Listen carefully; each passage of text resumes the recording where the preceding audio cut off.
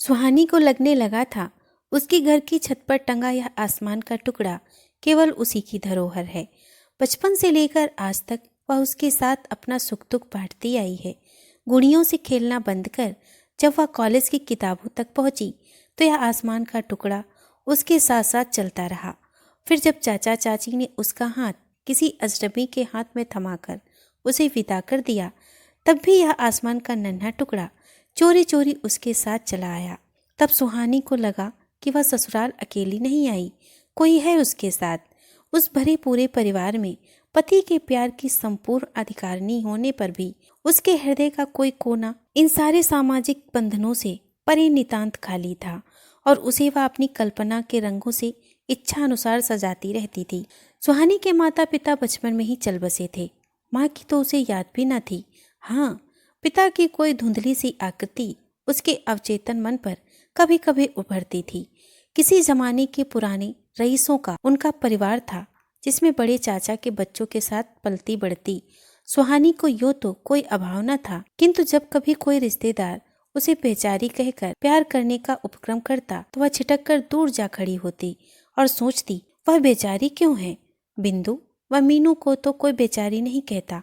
एक दिन उसने बड़े चाचा के सम्मुख आखिर अपना प्रश्न रख दिया, पिताजी, मैं बेचारी क्यों हूँ? इस अचानक किए गए भोले प्रश्न पर श्यामा प्रसाद अपनी छोटी सी मासूम भतीजी का मुंह ताकते रह गए। उन्होंने उसे पास खींचकर अपने से चिपटा लिया। अपने छोटे भाई की याद में उनकी आंखें भर आई थीं, जिससे वे बेहद प्यार करते थे। उसकी एकमात्र बेटी को उसकी अमानत मानकर भरकस लाड प्यार से पाल रहे थे। तो यूं चाची भी स्नेहमयी महिला थी, किंतु जब वे अपनी दोनों बेटियों को अगल बगल लिटाकर अपने साथ सुलाती तो दूर खड़ी सुहानी उदास आंखों से उनका मुंह देखती। उस पर आते जाते रिश्तेदार सुहानी के मुंह पर ही कह जाते, अभी तो इसका बोझ भी उतारना होगा। बिन माँ बाप की बेटी ब्याहना आसान है क्या? और टुकुर टुकुर ताकती वह उन रिश्तेदारों के पास भी न फटकती। अपनी किताबें समेटकर सुहानी छत पर जा बैठती। नन्ही मुन्नी प्यारी प्यारी कविताएं लिखती, चित्र बनाती, जिनमें बादलों के पीछे छिपे उसके बाबूजी और माँ उसे प्यार से देख रहे होते। उस तरह अपनी कल्पनाओं के जाल में उलझी सिमटी सुहानी बड़ी होती रही। वह अधिक सुंदर तो न थी, किंतु उसके भोलेपन का आकर्षण अनायास ही लोगों को अपनी ओर खींच लेता था। बड़ी बड़ी आंखों में मानो सागर लहराता था। फिर एक दिन श्यामा प्रसाद के पुराने मित्र लाला हरदेव ने अपने छोटे भाई के लिए सुहानी को मांग ही लिया। यूं तो शहर में लाला हरदेव की गिनती भी पुराने रईसों में होती थी, किंतु अब वह सब शानो शौकत समाप्त हो चुकी थी। उनका काफी बड़ा परिवार था। 5 छोटे भाई थे, जिनमें से 2 अभी पढ़ ही रहे थे। माँ थी, अपनी पत्नी और 3 बच्चे थे। पिता का निधन हुए काफी समय हो चुका था और नरेश के साथ मिलकर वे इस सारे परिवार के खर्चे का इंतजाम करते थे। नरेश सभी भाइयों में सबसे सीधा और आज्ञाकारी था। लाला हरदेव उसके लिए किसी ऐसी लड़की को घर में लाना चाहते थे जो उनके परिवार के इस संगठन को बिखरने ना दे। हरदेव की पत्नी और माँ में बनती न थी। काफी समय से वे किसी ऐसी सुलझी हुई पढ़ी लिखी लड़की की तलाश में थे जो उनके घर में इस दमघोंटू वातावरण को बदल सके। श्यामा प्रसाद के यहाँ आते जाते वे सुहानी को अपने छोटे भाई नरेश के लिए पसंद कर बैठे। श्यामा प्रसाद ने नरेश को बचपन से देखा था।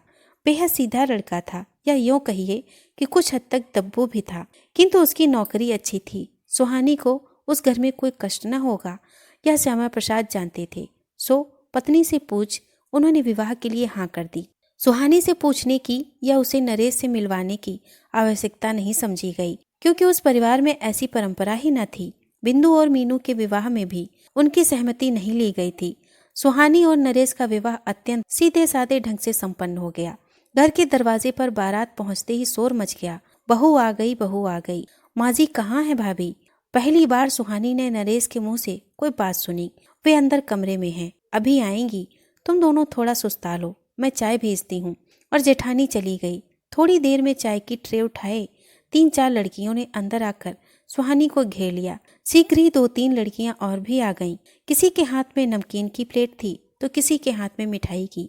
नई बहू को सबसे पहले देखने का चाव सभी को था। नरेश इस शैतान मंडली को देखकर घबरा गया। वह चाय का प्याला हाथ में थामे बाहर खिसक लिया। भाभी, हमारे भैया कैसे लगे? एक लड़की ने पूछा। भाभी, तुम्हें गाना आता है? दूसरी बोली। अरे भाभी, हम सब तो नरेश भैया से भी छोटी हैं, हमसे क्यों शर्माती हो? और भी इसी तरह के न जाने कितने सवाल वे करती जा रही थी। सुहानी इन सवालों की बौछार से घबरा उठी। फिर सोचने लगी, नरेश की माँ जी कहाँ हैं? क्या वे उससे मिलेंगी नहीं?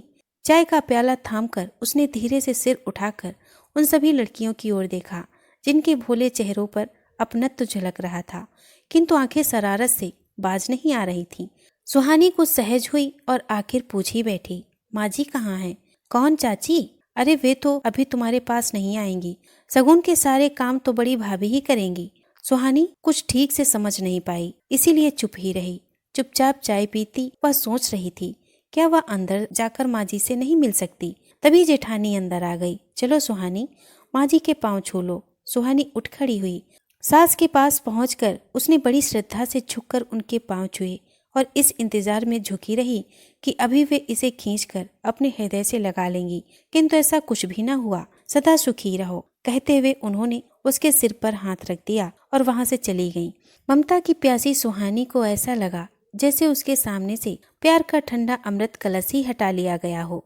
फूलों से सजे कमरे में रात्रि के समय नरेश व सुहानी अकेले थे। यूं तो नरेश स्वभाव से ही शर्मीला था, किंतु उस रात वह भी सुरमा बन बैठा। हिचकिचाती अपने आप में सिमटी सुहानी को उसने जबरन अपनी बाहों में समेट लिया। जीवन भर के विश्वासों की नींव शायद इसी परंपरा की निकटता की आधारशिला पर टिकी होती है। इसीलिए सुबह होते होते दोनों आपस में इस तरह घुल मिलकर बातें कर रहे थे मानो वर्षों से एक दूसरे को जानते हों। सुहानी नरेश के मन को भा गई थी। दूसरे दिन सुबह सभी मेहमान जाने को हो रहे थे। रसोई में नाश्ते की व्यवस्था हो रही थी। शायद उसे भी काम में हाथ बटाना चाहिए। यही सोचकर सुहानी भी रसोई के दरवाजे पर जा खड़ी हुई। जेठानी प्यालों में चाय छान रही थी और माँ पूरियां उतार रही थी। सुहानी ने धीरे से चकला अपनी ओर खिसकाकर सास के हाथ से बेलन ले लिया और मैं बेलती हूँ माँ जी, यह कहकर पूरियां बेलने लगी। उसकी बेली 4-6 पूरियां उतारने के बाद ही सास धीरे से बोल उठी, नरेश की बहू, पूरियां मोटी हो रही हैं, रहने दो, मैं ही कर लूंगी। सुहानी सहम कर बाहर आ गई। रात को सुहानी ने नरेश के कंधे पर सिर टिकाकर 2 दिन से अपने हृदय में मत रहे प्रश्न को पूछ ही लिया, माँ जी मुझे पसंद नहीं करती क्या? नरेश इस बेतुके किंतु बिना किसी बनावट के किए गए सीधे प्रश्न से चौंक उठा। क्यों, क्या हुआ? माँ जी मुझसे प्यार से बोलती नहीं, ना ही मुझे अपने से चिपटाकर प्यार किया। भाभी ने तो प्यार किया लेकिन माँ जी ने नहीं। सुहानी के दोनों हाथ थामकर वह बोला, माँ को समझने में तुम्हें अभी कुछ समय लगेगा। वैधव्य के सूनेपन ने ही उन्हें रूखा बना दिया है। उस पर भाभी के साथ कुछ न कुछ खटपट चलती ही रहती है। इसी कारण माँ जी अंतर्मुखी हो गई हैं। किसी से अधिक बोलती नहीं। कुछ दिन तुम्हारे साथ रहकर शायद वे बदल जाएं। मैं पूरा यत्न करूंगी। और अपने आप में हल्का महसूस करते हुए सुहानी नरेश से सटकर सो गई। दूसरे दिन सुबह नरेश के बड़े भाई एवं भाभी भी बच्चों सहित लौट गए। नरेश से छोटे दोनों भाई अपनी अपनी नौकरियों पर वापस चले गए थे और 2 सबसे छोटे भाई जो नरेश के पास रहकर पढ़ाई करते थे अपनी पढ़ाई में व्यस्त हो गए। नरेश ने 1 सप्ताह की छुट्टी ले ली थी। सुहानी सोच रही थी कि शायद वे दोनों कहीं बाहर जाएंगे, किंतु नरेश ने उससे बिना कुछ छिपाए अपने मन की बात उसके सामने रख दी। माँ जी और दोनों छोटे भाइयों को अकेला छोड़कर हमारा घूमने जाना उचित नहीं। सुहानी खुशी खुशी पति की बात मान गई थी। उसे तो वैसे भी अपने दोनों छोटे देवर बहुत प्यारे लगते थे। मायके में बहनें तो थीं, लेकिन छोटे भाई नहीं। हृदय के किसी कोने में छिपा यह अभाव भी मानो पूरा होने को था, किंतु वे दोनों उससे इस कदर शर्माते थे कि दूर दूर से केवल देखते भर रहते थे। कभी सुहानी से आंखें मिल जाती तो शर्मा कर मुंह छिपा लेते। तब सुहानी हंसकर रह जाती और सोचती, कभी तो उससे खुलेंगे। एक दिन सुहानी को अवसर मिल ही गया। दोपहर का समय था। नरेश किसी काम से बाहर गए हुए थे और माँ पड़ोस में किसी से मिलने गई हुई थी। अचानक दोनों देवर उमेश और सुकेश किताबें उठाए स्कूल से वापस आ गए। माँ, जल्दी से खाना दो, स्कूल में छुट्टी हो गई है, अब हम मैच खेलने जा रहे हैं। किताबें पटक कर दोनों रसोई में आ धमके, किंतु वहां माँ को न पा दोनों पलटे तो दरवाजे पर भाभी खड़ी थी, हंसती मुस्कुराती। मैं खाना दे दूं? सुहानी ने हंसकर पूछा तो दोनों सकुचाकर बोले, नहीं, माँ ही दे देंगी। वे कहाँ गई हैं? पड़ोस में किसी से मिलने गई हैं। उन्हें तो मालूम नहीं था कि आप दोनों आने वाले हैं। चलिए, मैं गरम गरम पराठे सेक देती हूँ। सुहानी ने रसोई में रखी छोटी सी मेज पर प्लेटें लगा दी। सुबह सुबह जल्दी से सब यहीं इसी मेज पर खा पीकर भागते थे। सुहानी ने फ्रिज से सब्जी निकाल कर गर्म की। कटा हुआ प्याज, हरी मिर्च, अचार सब कुछ मेज पर रखा। फ्रिज में दही दिखाई दिया तो उसका रायता भी बना दिया। ये सारी तैयारियां देख उमेश व सुकेश कूद कर मेज के पास आ धमके। जल्दी जल्दी गर्म पराठे उतार कर देती भाभी से खाना खाते खाते उनकी अच्छी खासी दोस्ती भी हो गई। स्कूल के दोस्तों का हाल, मैच में किसकी टीम अच्छी है, कौन सा टीचर अच्छा है, कौन नहीं, आदि सब खबरें सुहानी को मिल गईं। उसने उन्हें अपने मायके के किस्से सुनाए, बिंदु और मीनू के साथ होने वाले छोटे मोटे झगड़े, और फिर छत पर बैठकर उसका कविताएं लिखना। सब कुछ सुकेश उमेश को पता लग गया। अरे वाह भाभी, तुम कविता लिखती हो, तब तो तुम हमें हिंदी भी पढ़ा सकती हो। सुकेत उत्साहित होकर बोला। हाँ हाँ, क्यों नहीं, अपनी किताबें मुझे दिखाना, हिंदी तो मेरा प्रिय विषय है, कॉलेज में तो। और सुहानी बोलते बोलते सहसा रुक गई, क्योंकि चेहरे पर अजीब सा भाव लिए माजी दरवाजे के पास खड़ी थी। सुहानी से कुछ न कहे वे अपने दोनों बेटों से बोली, तुम दोनों मेरे आने तक रुक नहीं सकते थे। उमेश और सुकेश को तो मानो सांप ही सूंघ गया। माँ के चेहरे का यह कठोर भाव उनके लिए नया था। भाभी से खाना मांगकर उन्होंने क्या गलती कर दी है, समझ न सके। हाथ का कौर हाथ में ही पकड़े खामोश रह गए। पल तो सुहानी भी चुप रही, फिर हौले से बोली, ये दोनों तो आपको ही ढूंढ रहे थे, आप थी ही नहीं तो मैंने सोचा मैं ही खिला दूं। क्यों, घर में फल, डबल रोटी कुछ भी नहीं था जो पराठे सेकने पड़े? माँ ने तलखी से पूछा। ऐसा नहीं है माँ जी, मैंने सोचा बच्चे हैं, जोर की भूख लगी होगी इसीलिए बना दिए। तुम्हारे बच्चे तो नहीं है ना, मैं खुद ही निपट लेती आकर। अत्यंत निर्ममता पूर्वक कही गई सास की यह बात सुहानी को अंदर तक चीर गई। क्या उमेश सुकेश उसके कुछ नहीं लगते? नरेश के छोटे भाइयों को प्यार करने का क्या उसे कोई हक नहीं? उन पर केवल माँ का ही अधिकार है क्या? फिर कल जब ये दोनों ही बड़े हो जाएंगे तो माँ जी क्या करेंगी? विवाह तो इनके भी होंगे फिर।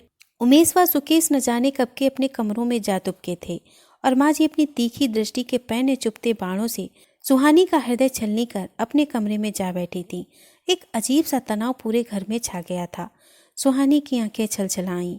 उसे याद आया अपना मायका, जहाँ वह किसी पक्षी की भांति स्वतंत्र थी, जहाँ उसका अपना आसमान था, जिसके साथ अपने छोटे मोटे सुख दुख बांट कर हल्की हो जाती थी।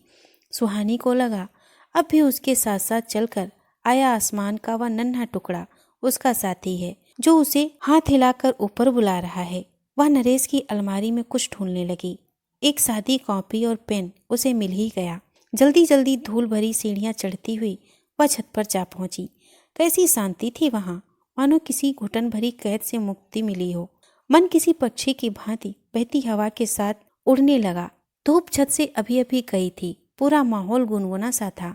वहीं जीने की दीवार से पीठ ठिकाकर सुहानी बैठ गई और कॉपी खोलकर कोई प्यारी सी कविता लिखने की कोशिश करने लगी। विचारों में उलझी सुहानी के सामने सास का एक नया ही रूप उभर कर आया था। ऐसा लगा व्यर्थ ही वह माजी से अपने लिए प्यार की आशा लगाए बैठी थी। इनके प्यार का दायरा तो इतना सीमित संकुचित है कि उसमें उसके लिए जगह बन ही नहीं सकती। और जैसे जैसे उनके बेटों के विवाह होते जाएंगे, यह दायरा और भी सीमित होता जाएगा, इतना सीमित कि उसमें अकेली माजी ही बचेंगी। सुहानी के मुंह में न जाने कैसी कड़वाहट सी घुल गई। उसका हृदय फिर तृष्णा से भर उठा। जीवन का एक नया ही पक्ष उसने देखा था। शायद नरेश भी 23 वर्षों में अपनी माँ को इतना न जान पाए होंगे जितना इन कुछ पलों में सुहानी जान गई थी। साथ ही वह भी जान गई थी कि प्यार यदि बांटा न जाए कितना स्वार्थी हो सकता है। सुहानी ने मन ही मन एक निश्चय किया कि वह प्यार को इन संकुचित सीमाओं में कैद नहीं करेगी। माँ जी को बदलना ही होगा, प्यार के इस सुंदर कोमल रूप से उन्हें परिचित कराना ही होगा।